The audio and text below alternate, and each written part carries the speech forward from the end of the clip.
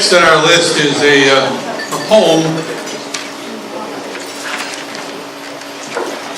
A Visit from St. Nicholas, also known as The Night Before Christmas, contains arguably the most well-known verses ever written by an American. That is by Clement Moore, professor at Columbia University. He wrote the poem to entertain his children. This year marks its 200th anniversary, first published in upstate New York in the Troy Sentinel in 1823. I think Abby Mina was there at that time. No, 1923 Abby Mina. Ever since the poem, St. Nicholas became the rotund character bringing happiness, joy, and presents on his sled pulled by 8 reindeer. Teddy Roosevelt was reading it as a 4-year-old, and he went on to read it to his grandchildren.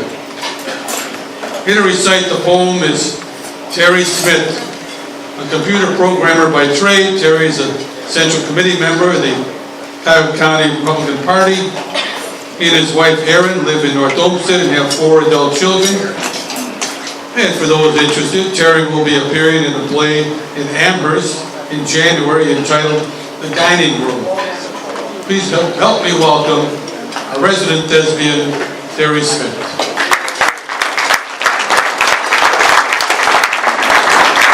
Thank you, Judge.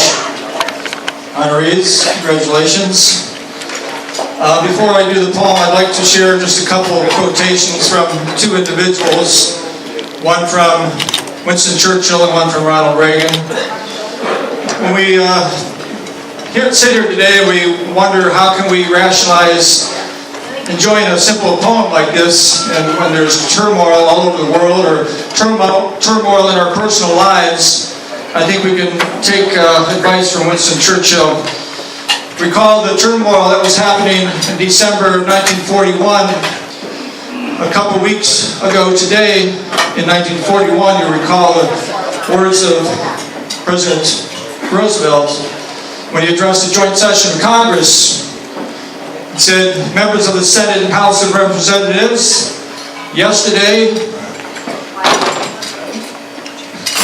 December 7th, 1941, a date which will live in infamy, the United States of America was suddenly and deliberately attacked by naval and air forces of the Empire of Japan."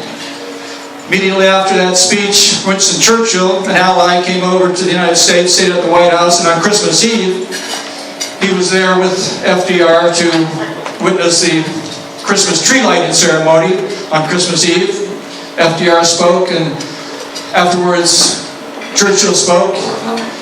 And to, like I say, let us remember why we're fighting, and we can still take time out to enjoy the holidays in a poem such as this, when he said, "Let the children have their night of fun and laughter.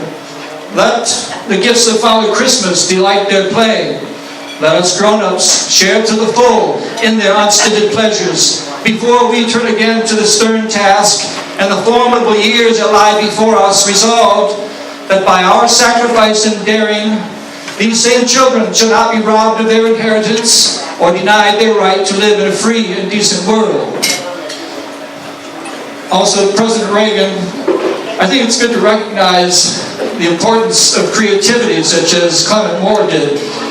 Simply sitting down to write a poem to entertain your children, the impulse to do that, I think is supported in a government with a framework that supports freedom of thought and creative freedom. And President Reagan warned us of the opposite of this totalitarianism in his speech in 1987 at the Berlin Wall. Along with mentioning the bringing down the wall, he said, the totalitarian world produces backwardness because it does such violence to the spirit, thwarting the human impulse to create, to enjoy, to worship. And so with that, let us enjoy the creative work of Clement Moore and A Visit from St. Nicholas by Clement Moore. "'Twas the night before Christmas, when all through the house not a creature was stirring, not even a mouse. The stockings were hung by the chimney with care, in hopes that St. Nicholas soon would be there. The children were nestled all snug in their beds, while visions of sugar plums danced in their heads. And Mama in her kerchief and I in my cap had just settled our brains for a long winter's nap, when out on the lawn there arose such a clatter, I sprang from my bed to see what was the matter.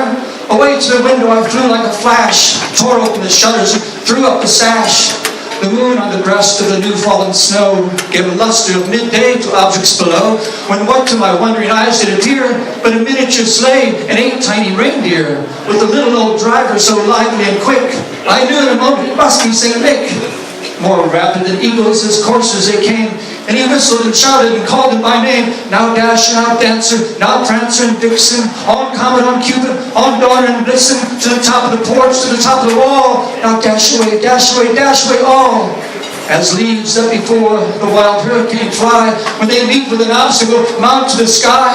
So up to the housetop the coursers they flew, with the sleigh full of toys and St. Nicholas too. And then in a twinkling I heard on the roof the prancing and pawing of each little hoof. As I drew in my head and was turning around, down the chimney St. Nicholas came with a bound. He was dressed all in fur from his head to his foot, and his clothes were all tarnished with ashes and soot. Bundle of toys he had flung on his back, and he looked like a peddler just opening his pack. His eyes, how they twinkled, his dimples, how merry. His cheeks were like roses, his nose like a cherry. His droll little mouth was drawn up like a bow, and the beard of his chin was as white as the snow. The stump of a pipe he held tight in his teeth, and the smoke encircled his head like a wreath. He had a broad face and a little round belly that shook when he laughed like a bowl full of jelly. He was chubby and plump, a right jolly old elf, and I laughed when I saw him in spite of myself. A wink of his eye and a twist of his head soon gave me to know I had nothing to dread. He spoke not a word, but went straight to his work, and filled all the stockings, then turned with a jerk, and laying his finger aside his nose, and giving a nod up the chimney, he rose. He sprang to his sleigh, to his team gave a whistle, and away they all flew, like the down of a thistle. But I heard him exclaim, ere he drove out of sight, Happy Christmas to all, and to all a good night. Merry Christmas.